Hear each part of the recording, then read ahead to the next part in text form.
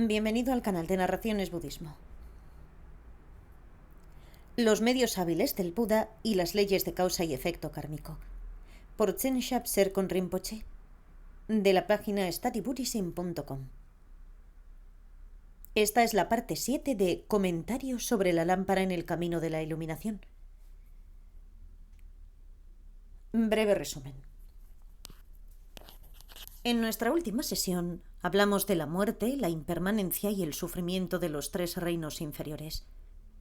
Estos desafortunados estados de renacimiento son como una criatura del infierno, un espíritu hambriento o un animal.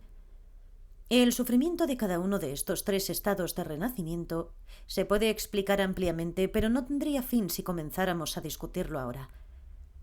Sin embargo, un punto sobre el sufrimiento de los 3 reinos inferiores es que no deberíamos pensar en ello solo como el sufrimiento de alguien más allá afuera. Deberíamos pensar en nuestra propia muerte y la posibilidad de renacer en los infiernos y experimentar personalmente ese sufrimiento nosotros mismos. Esto generará una gran aprensión y miedo a tener que experimentar ese tipo de vida. Es este estado de aprensión y miedo el que es útil como causa, y tener recordación, presencia mental de esta aprensión y miedo nos motiva a buscar algún tipo de protección o refugio que pueda ofrecernos una dirección segura a seguir para evitarlo. Refugio en el Buda. En la última sesión también discutimos los tipos de objetos en los que podríamos buscar refugio y que podrían ofrecernos una dirección segura. Esto introdujo las 3 joyas del refugio y las razones para tener certeza y confianza de que son las fuentes correctas de refugio. ¿Por qué son estos 3 objetos adecuados para que tomemos refugio en ellos? En primer lugar, con respecto a los Budas, ellos mismos están libres de todo temor. Si no estuvieran libres de miedo, no podrían proteger a nadie más del miedo. En segundo lugar, son sumamente hábiles en los métodos para liberar a otros de sus miedos. Veamos algunos ejemplos de los sutras. Medios hábiles frente a la ira. Una vez hubo un asesino en serie llamado Angulimala, que literalmente significa el hombre con un rosario de pulgares. Angulimala había confiado en un gurú engañoso, que le había dado instrucciones de recolectar un rosario de 1000 pulgares humanos. Este gurú le dijo que matara a las personas, les cortara los pulgares y los hiciera un rosario. Angulimala logró recolectar 999 pulgares, lo que provocó que la población local huyera aterrorizada de sus aldeas.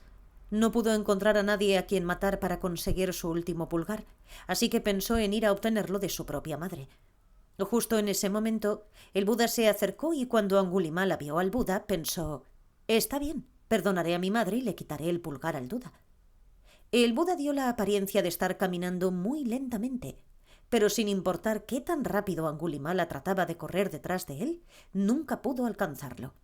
Finalmente Angulimala le pidió al Buda que se detuviera para poder alcanzarlo, y el Buda respondió que iba muy lentamente. «¿Por qué no puedes atraparme? Simplemente estoy caminando muy despacio», dijo. Finalmente Angulimala se dio cuenta de que era imposible capturarlo y satisfacer su enojo, por lo que pudieron encontrarse. El Buda comenzó entonces a enseñarle el Dharma, y como resultado Angulimala aprendió, cambió sus formas de comportarse, y con el tiempo fue capaz de obtener una realización de la vacuidad. Medios hábiles frente a la ignorancia y la estupidez.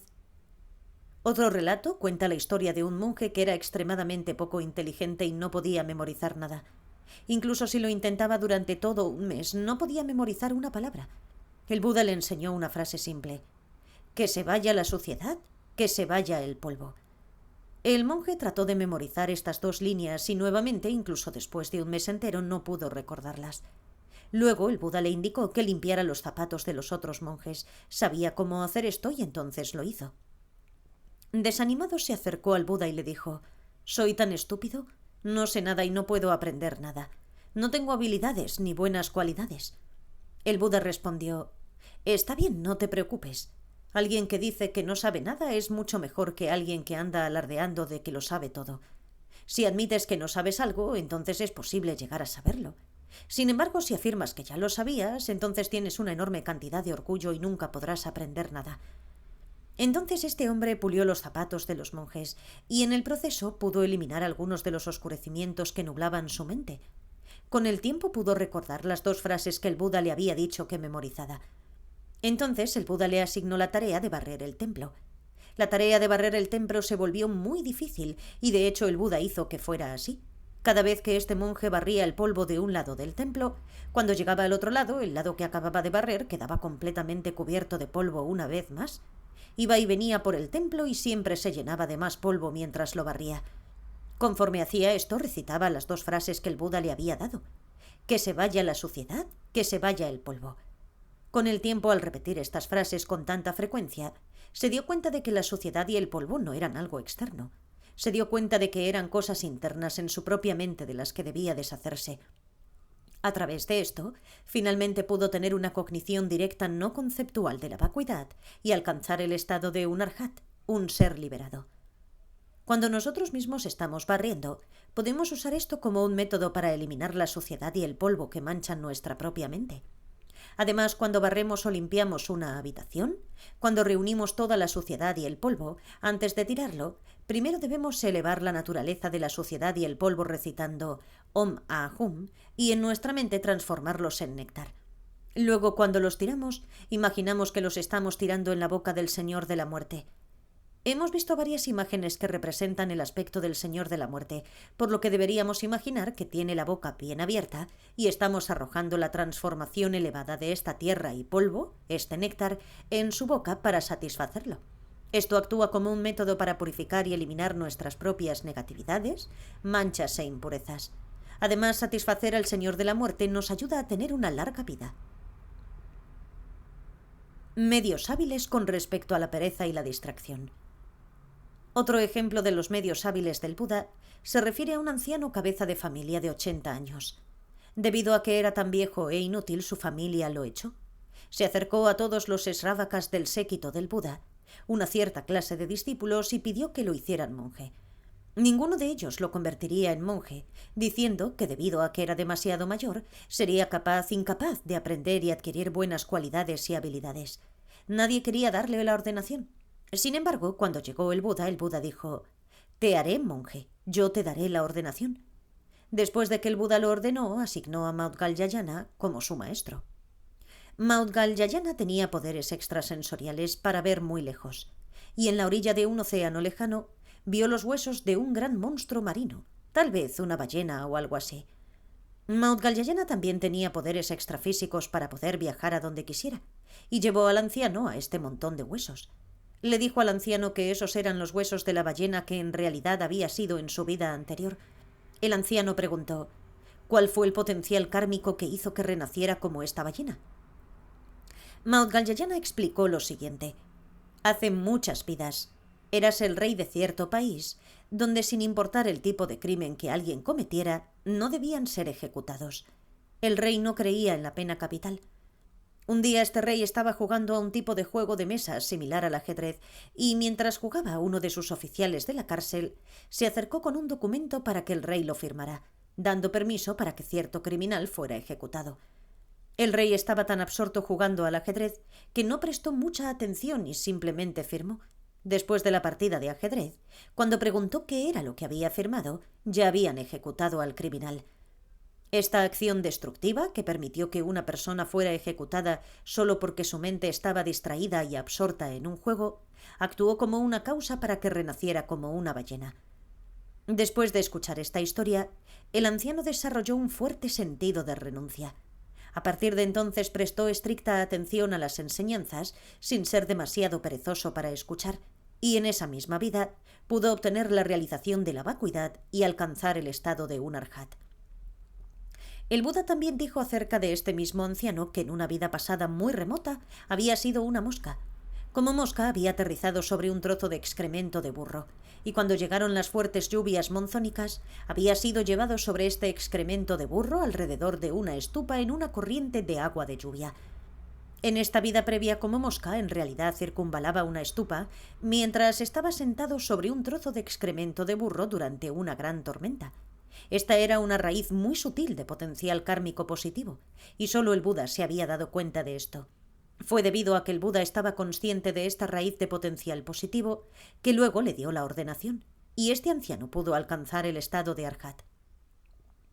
Podemos ver que si circunvalamos alrededor de las estupas en Bodh Gaya o Nepal bajo nuestras propias intenciones como humanos, cuanto más potencial positivo se crearía a partir de eso. En nuestra casa o donde sea que nos quedemos, si ponemos una representación del Buda, una estatua del Buda o una pintura, e imaginamos que todos los Budas están presentes allí, e igualmente circunvalamos, eso también tiene un gran beneficio. Todo esto ilustra cómo el Buda era muy hábil en los diferentes métodos para beneficiar a los demás. Medios hábiles para manejar el deseo. Hemos visto ejemplos de cómo el Buda ayudó a aquellos que eran muy poco inteligentes, el ejemplo del viejo monje y la distracción, y también el ejemplo de cómo el Buda ayudó a alguien que tenía una ira extrema, Angulimala, el hombre con un rosario de 999 pulgares humanos. El siguiente es un ejemplo de cómo el Buda pudo ayudar a alguien que tenía un deseo extremo, su medio hermano Nanda. Nanda estaba casado con una reina, Janapada Kalyani, que era extremadamente hermosa. Estaba tan apegado a ello que nunca salía del palacio ni participaba en ninguna actividad del Dharma. Solo quería estar con su hermosa esposa. Para ayudar con esto, el Buda dejó Shravasti, un lugar donde el Buda se quedaba a menudo, y regresó al palacio, pero en lugar de entrar simplemente se quedó en el vestíbulo. Nanda bajó las escaleras con algunos manjares deliciosos para ofrecer al Buda. El Buda no aceptó la comida y se volvió para irse. El Buda estaba en un estado tan radiante y glorioso que Nanda se sintió atraído por esto y lo siguió todo el camino de regreso al monasterio del Buda. Nanda permaneció con el Buda en el monasterio después de decidir unirse a la comunidad de monjes, pero cuando el asistente de Buda, Nanda, trató de cortarle el cabello a Nanda, como es costumbre entre todos los monjes, Nanda se mostró reacio. Por lo tanto, el Buda mismo le cortó el cabello y Nanda permaneció allí como monje. Sin embargo, Nanda todavía tenía un gran deseo y apego por su esposa que estaba en el palacio, y se sintió fuertemente atraído a regresar con ella. Un día trató de salir del monasterio para volver al palacio a vivir con su esposa. El Buda, teniendo percepción extrasensorial y poderes extrafísicos, previó esto. Mientras Nanda se dirigía hacia el palacio, el Buda subía por el mismo camino para encontrarse con él. Nanda trató de esconderse entre los árboles para que el Buda no lo viera. El árbol estaba doblado, donde las hojas eran muy gruesas, pero cuando llegó el Buda, la rama del árbol simplemente se levantó de forma automática. El Buda llevó a Nanda de regreso al monasterio.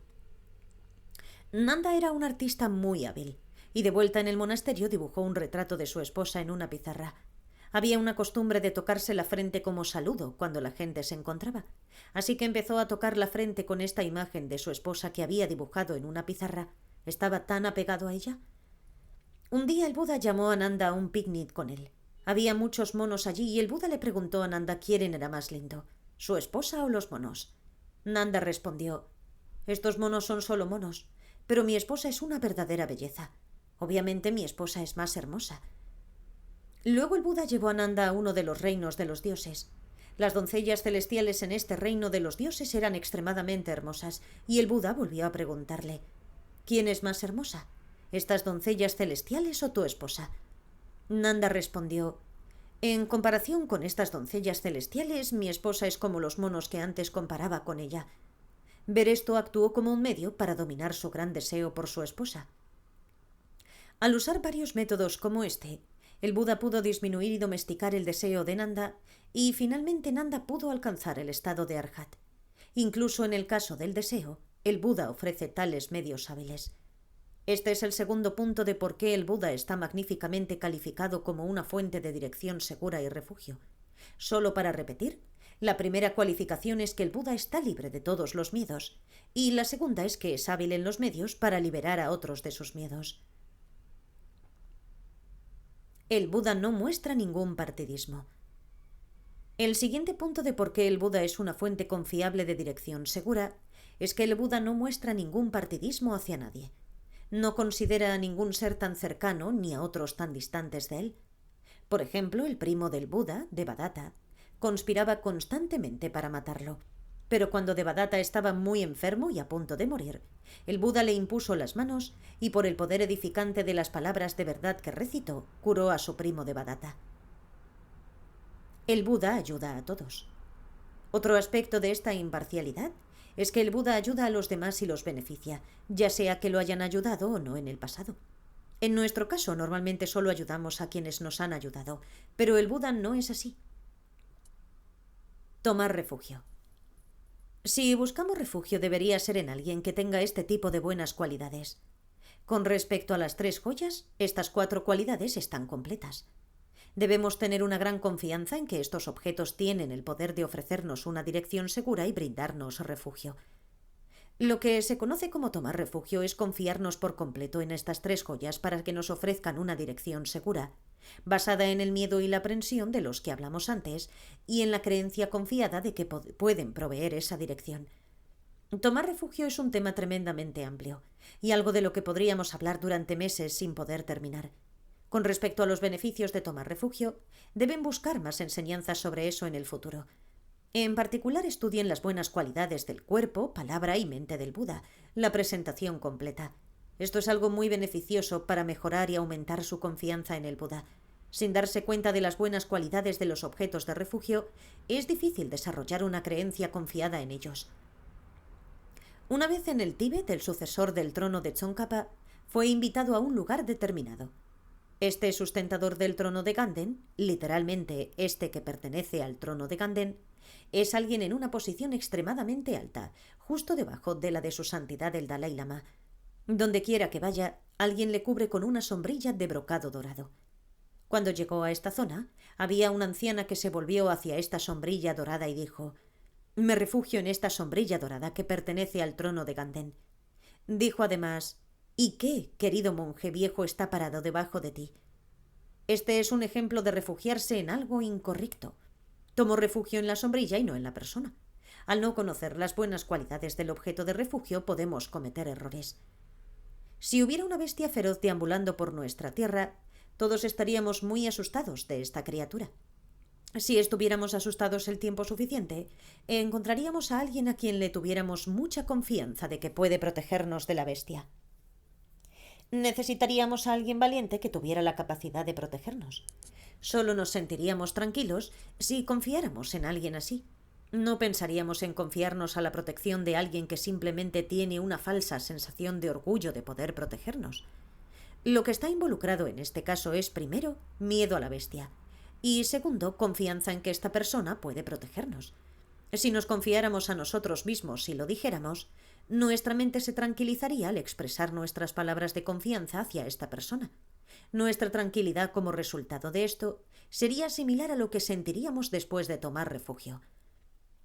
Nuevamente, si no sabemos cuáles son las cualidades de las fuentes de refugio y cuál es la actitud que necesitamos para confiarnos a ellas, entonces simplemente decir con nuestra boca «tomo refugio» y repetir estas palabras carece de sentido.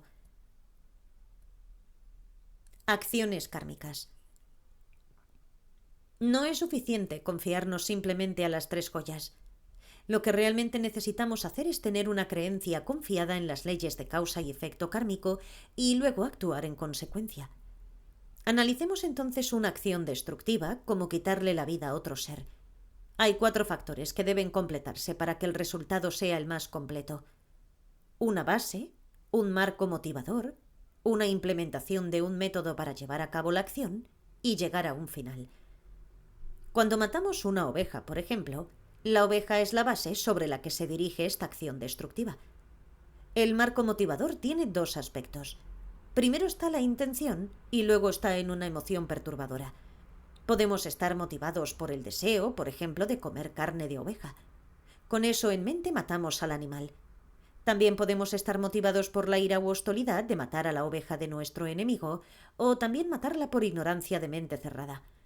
Algunas personas creen que si matas y sacrificas un animal y luego ofreces su carne como sacrificio de sangre a un dios, entonces como resultado te harás muy rico. Este es un ejemplo de matar por ignorancia. El siguiente punto que está involucrado es la implementación de un método para llevar a cabo la acción de matar a la oveja. Matarla puede hacerse de una manera severa o muy suave. Podríamos matar a la oveja por asfixia porque no queremos que se desangre, pensando que eso arruina el sabor de la carne. Asfixiar a la oveja hasta la muerte es una forma espantosa de matar a la oveja, una forma severa y horrible de matarla. Podríamos hacerlo de una manera más humana simplemente poniéndole una inyección. El último punto es lo que sucede al final de la acción. Para completar una acción, El final debe ser que la oveja que matamos muera y la oveja debe morir antes de que nosotros muramos. Estos son los 4 factores involucrados para que una acción como matar se complete. Una base, un marco motivador, la implementación de un método para llevar a cabo la acción y el llegar a un final. Podemos aplicar esto a las 10 acciones destructivas. Resultados kármicos. Hay diferentes tipos de resultados que se derivan del potencial kármico negativo acumulado a partir de acciones destructivas. En primer lugar está el resultado madurado. En este caso de matar a una oveja, el resultado madurado que sigue es el renacimiento en uno de los reinos inferiores. También está el resultado que es similar a su causa. Esto tiene 2 aspectos. Hay un resultado que es similar a su causa en términos de lo que experimentamos. Esto sería, por ejemplo, una vida corta o una vida con mucha enfermedad como consecuencia de haber matado. También hay un resultado que es similar a su causa en términos de nuestro comportamiento instintivo. Por ejemplo, instintivamente nos gusta criar y sacrificar animales para el mercado de la carne. Además está el resultado integral. Esto sería, por ejemplo, que desde la primera infancia, los alimentos disponibles en el lugar donde vivimos son muy débiles en cuanto a fuerza nutricional. Si vemos las desventajas de matar y luego decidimos no volver a matar nunca más, hay muchas ventajas y beneficios que se derivan de esto. Mientras que si solo en una ocasión nos refrenamos de matar, entonces solo hay una unidad de beneficio de refrenarse solo una vez, en lugar de abstenerse de ahora en adelante y prometer nunca volver a hacerlo. Si decidimos nunca volveré a matar mientras viva, entonces sobre esta base, los beneficios se acumulan todo el tiempo hasta que muramos. En otras palabras, ya sea que estemos despiertos o dormidos, esta determinación todavía está presente. Las 4 leyes del karma. La certeza del karma. Hay 4 leyes del karma. La primera es que las acciones destructivas resultan en sufrimiento y las acciones constructivas resultan en felicidad. Hay certeza sobre ese punto. Es definitivo que el sufrimiento, no la felicidad, es el resultado de acciones destructivas, y que la felicidad, y no el sufrimiento, es el resultado de acciones constructivas. Por ejemplo, de los seguidores del Buda, había un arya o noble, Katyayana, que era muy hábil en someter y domesticar a otros, y ser capaz de ayudar a otros que vivían en tierras muy violentas. Cada uno de los discípulos del Buda tenía una especialidad determinada y esta era la suya. En un momento, Katyayana estaba pidiendo limosna y fue a la casa de alguien que sacrificaba animales. Le preguntó a esta persona: ¿puedes prometer y jurar que nunca volverás a matar? El hombre dijo: solo puede prometer que no mataré por la noche. Debido a que el carnicero se determinó solo a abstenerse de matar de noche, renació en un lugar muy hermoso, lindo, y toda la noche, desde el atardecer hasta el amanecer, todo era feliz, pacífico y perfecto. Sin embargo, tan pronto como salía el sol, durante todo el día, todos los animales del distrito, ovejas, yaks, vacas, búfalos, etc., venían y lo atacaban causándole muchos problemas. Un monje le describió la situación al Buda y le preguntó: ¿cuál fue la causa de esto? El Buda dijo que era el resultado del hecho de que prometió no matar solo por la noche. Debido a que se abstuvo de matar de noche, vivió muy feliz durante las noches. Pero debido a que no se contuvo durante el día, tuvo todo ese sufrimiento y problemas durante el día. Esta es una ilustración de la certeza del karma. No hay ningún resultado kármico sin una causa, y habiendo cometido una acción kármica, no será en vano. El segundo punto sobre el karma es que si no hemos cometido una determinada acción kármica, no encontraremos su resultado. Demos un ejemplo para ayudar a comprender lo que esto significa. Hace mucho tiempo había un rey que tenía una reina. La reina tenía un asistente y los dos salieron de picnic. Estaban en el bosque y se encontraron con el nido de un ave similar a una codorniz o un faisán.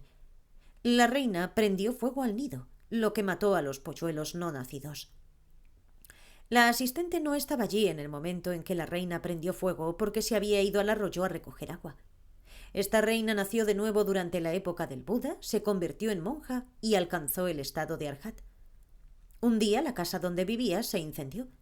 A pesar de que era un arhat y normalmente tenía la capacidad de volar por los aires y realizar todo tipo de otras hazañas extrafísicas, no pudo usar ninguna de ellas durante el incendio. Ella no pudo escapar. Esto se debió a que tenía los remanentes del potencial kármico negativo de esa anterior ocasión en que prendió fuego al nido de codornices. Como resultado, no pudo escapar del fuego y murió quemada. Ese es en realidad un ejemplo del tercer punto del karma, que si hemos cometido una determinada acción kármica, no será en vano. Tendremos que enfrentar sus resultados. Incluso si alcanzamos el estado de arhat, aún tenemos que enfrentar las consecuencias kármicas de nuestras acciones previas. En cuanto al segundo punto, la sirvienta también renació en ese momento y estuvo nuevamente con esta monja que se convirtió en arhat. Sin embargo, pudo escapar del fuego a través de un desagüe, un lugar por donde salía el agua de la casa. Ese es el ejemplo del punto de que si no hemos cometido una determinada acción kármica, entonces no recibiremos sus resultados. Debido a que no había prendido fuego al nido de codornices, no había acumulado el potencial kármico negativo de eso y, por lo tanto, no se encontraría con sus resultados kármicos, que eran morir quemada. Incremento del karma. El cuarto punto sobre el karma es que el potencial kármico aumenta. Podemos entender esto observando el crecimiento de los cultivos. Por ejemplo, si plantamos un pequeño grano de maíz, obtenemos una enorme planta de maíz con muchas mazorcas. Del mismo modo, si plantamos el hueso pequeño de una fruta, podemos obtener un árbol frutal enorme. De manera similar, si hacemos las postraciones correctamente, desarrollamos el potencial kármico para positivo para renacer como un monarca universal. Podemos acumular la cantidad de potencial kármico positivo igual al número de partículas de polvo que hay debajo de nuestro cuerpo cuando se estira sobre el suelo en una postración completa. Otro ejemplo de cómo a partir de una pequeña acción obtenemos un resultado muy grande es que alguien le dijo una vez a un monje que su voz era como la de un perro. El resultado fue que esta persona renació como perro 500 veces. Otro ejemplo de esto es en términos del monje Shariputra. Se destacó por su sabiduría e inteligencia, y esto fue el resultado de una vida anterior en la que fue un cartero que entregaba mensajes. Una noche se detuvo en una casa que tenía muchas pinturas de deidades en la pared. Se quedó allí por la noche y estaba tratando de reparar un agujero en sus zapatos, por lo que encendió una lámpara para poder ver. Al encender esa lámpara, pudo ver todas esas pinturas de deidades colgadas en la pared. Como resultado de esa acción, en su vida posterior como Shariputra, tuvo mucha sabiduría clara. Asimismo, tenemos el ejemplo de un gran Geshe Kadampa en el Tíbet. En la primera parte de su vida era extremadamente pobre y vivía en las montañas. No podía permitirse comprar incienso, en cambio hizo su propio incienso tomando hierba y enrollándola para quemarla como ofrenda. Como resultado del potencial kármico positivo acumulado a partir de eso, en la última parte de su vida pudo hacer ofrendas muy grandes, como encender varitas de incienso que cuestan 10 monedas de oro cada una. Confianza en las leyes del karma. Podemos desarrollar creencia confiada en las leyes de causa y efecto kármico basándonos en la autoridad de las escrituras a partir de citas que describen e ilustran las leyes de causa y efecto kármico. Es muy difícil establecer una creencia confiada en la causa y efecto kármico basado en un razonamiento lógico. Si preguntamos ¿por qué podemos creer en la autoridad escritural del Buda? Es porque el Buda enseñó sobre la vacuidad y los métodos para obtener la concentración absorta de un estado mental tranquilo y estable de shamatha. Podemos probar la validez de la vacuidad con lógica por nosotros mismos. Si meditamos en la vacuidad y seguimos las instrucciones para desarrollar shamatha, podemos realizarlas exactamente como las enseñó el Buda. Si lo que el Buda enseñó sobre estos temas profundos es cierto y puede establecerse mediante la lógica y la experiencia de primera mano, y podemos tener una creencia confiada en ellos basados en la lógica y en nuestra experiencia válida de primera mano, entonces se deduce que también podemos creer en otras cosas que no están establecidas por la lógica. Es por eso que en Occidente, donde la mayoría de la gente está muy orientada intelectualmente, los maestros budistas a menudo enseñan primero sobre la vacuidad y cómo obtener concentración absorta en shamatha. Nuevamente, esto se debe a que estos son cosas que con la meditación podemos establecer por nosotros mismos a través de la lógica y la experiencia. Sobre la base de su experiencia personal, estos estudiantes pueden adquirir una creencia confiada en las enseñanzas budistas. Después de eso, si a esa persona se le enseña acerca de la causa y el efecto kármico, lo aceptará como cierto, descansará más fácilmente en ello. Mientras que en el Tíbet, la gente automáticamente tenía mucha fe, y el orden normal era primero enseñar sobre la causa y efecto kármico, y luego, solo más tarde, enseñar sobre estas cosas como la vacuidad y el shamatha. Resumen. Para repasar brevemente, hemos estado discutiendo todas las enseñanzas para alguien del alcance inicial o motivación del nivel inicial. Los temas que hemos cubierto hasta ahora son: primero, muerte e impermanencia; en segundo lugar, el sufrimiento de los reinos inferiores; en tercer lugar, tomar refugio; cuarto, nuestra discusión actual sobre causa y efecto kármico. Si una persona del nivel inicial piensa y se involucra en las prácticas relacionadas con estos 4 puntos, entonces como resultado esa persona no tendrá ningún temor en el momento de la muerte. Del mismo modo, no habrá cosas aterradoras que le sucedan después de morir, porque con estas prácticas no renacerá en uno de los 3 reinos inferiores. Preguntas. ¿Cómo puede una persona convertirse en un arhat y aún sufrir karma pasado, como en el ejemplo de la monja que fue quemada viva? Pensé que un arhat estaba libre de sufrimiento. El punto en este ejemplo es que la fuerza del potencial kármico es tan grande y se ha construido y acumulado desde vidas sin principio, de modo que incluso cuando logramos el estado de arhat, aunque nos hemos librado de la mayor parte del potencial kármico negativo del pasado, todavía queda algo que no hemos purificado por completo. El poder del potencial kármico es tan grande que incluso el logro del estado de arhat no lo supera por completo. La monja tuvo que experimentar el resultado de una acción kármica destructiva previa al morir quemada. Sin embargo, no es lo mismo que una persona normal que se queme hasta morir. Ella era un arhat y no sufrió en absoluto, pero así fue como encontró su fin. No hubo sufrimiento. ¿Cómo podemos decir que es tan difícil tener una vida humana preciosa cuando la población humana aumenta constantemente? ¿Está aumentando la población del mundo animal? Es difícil determinar la cantidad real de insectos. Sin embargo, el número de animales más grandes está disminuyendo y algunas especies ahora están extintas. ¿Cómo sabemos que el número total de animales está disminuyendo? ¿Está aumentando el número de personas inteligentes y con talento?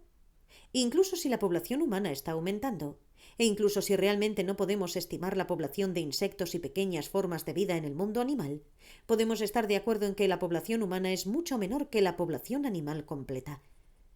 En la población humana, si consideramos la proporción entre lo que llamaríamos las personas acomodadas y las que se encuentran en condiciones difíciles, viviendo en la pobreza o la miseria, hay muchas más personas que viven con grandes dificultades que las personas acomodadas.